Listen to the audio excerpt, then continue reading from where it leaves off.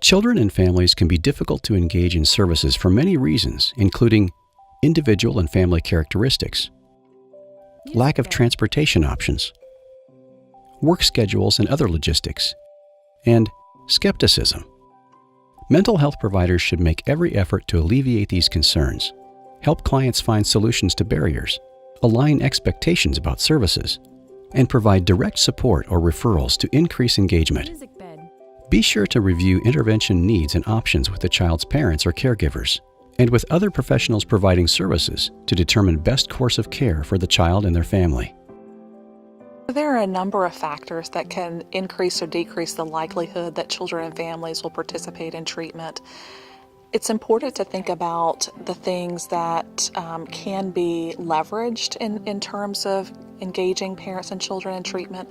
So what are the assets for children and families? Is there a strong social support system? Is there connectedness in the community?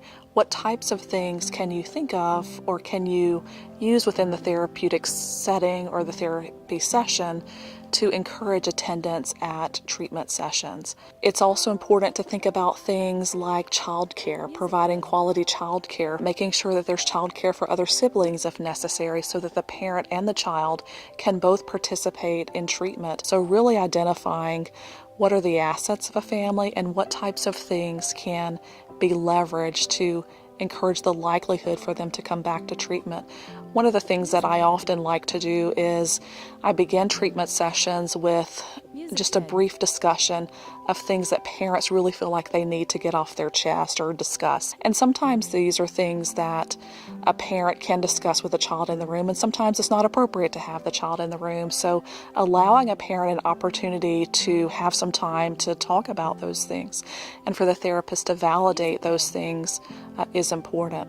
Advice for other professionals on trying to engage and retain families who are difficult to reach would be to not be afraid to reach out to families and ask them specifically about what is making it challenging for them to access the resources that you're attempting to provide.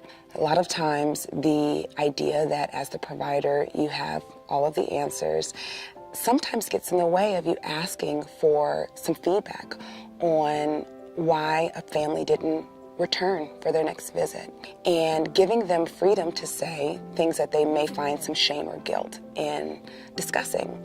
So I found in working in particularly difficult populations that I would make phone calls in between visits to see how things were working.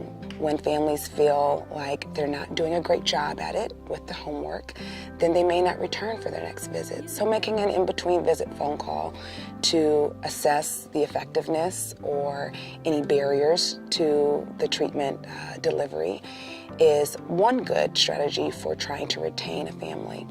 In addition, when families do drop from treatment or don't return, being humble enough to ask what things can be done differently to better accommodate their unique circumstances and needs. So oftentimes when we operate from a clinic-based or hospital-based system, the approach is meet us where we are versus let us try to find a way to cater treatment delivery in a manner that will make this beneficial to you.